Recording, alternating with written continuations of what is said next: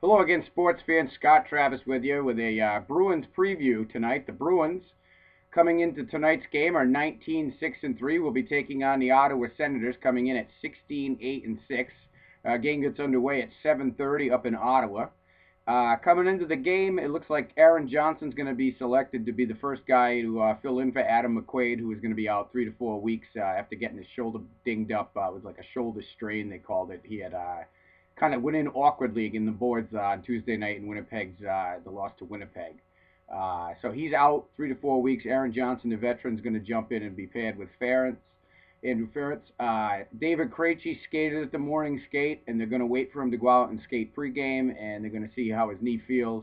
So that's latest from Claude Julien is that's a game time decision. So we'll have to see if he can go. Apparently his knee is much better than it was right when it happened, which is to be expected if you get a puck drilled off you there. That right off above the right kneecap. He was hit also in that game. Actually in the other game. But Anton Hudobin will be in net.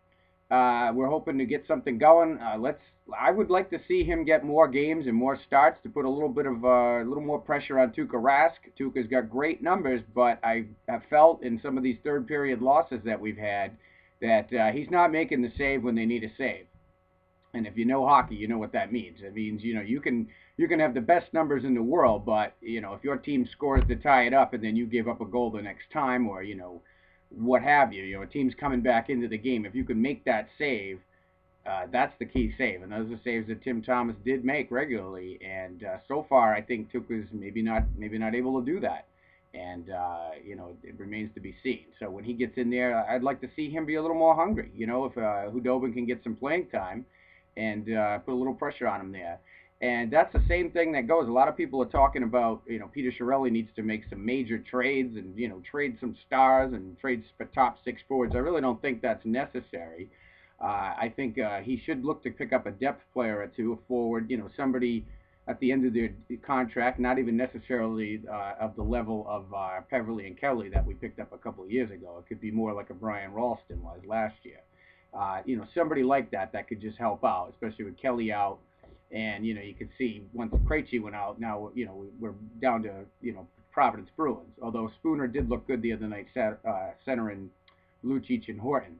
And speaking of Lucic and Horton, they have to play every game like they did against the Washington Capitals. No, you can't show up once out of every 4 or 5 games. They dominated that game because they intimidated them, those Capital defensemen on the forecheck. And it led to their most productive game of the season. So we need that from them every night. We need all 4 lines playing 60 minutes. So let's hope they get it. Bruins in Ottawa, I'm going to, let's hope for the Bruins here. And we need a strong effort. We need to play 60 minutes, not cough it up. No third period blown leads. Just take it start to finish and win the game and get some confidence going. Okay, that's all for now. I'll be talking to you again soon.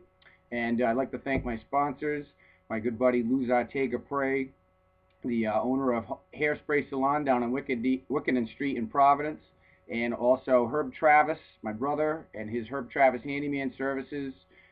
Basically good for anything you need done around the house. You can give him a call. His number is 401-465-2658. Thanks for watching. I'll be talking to you soon. Bye for now.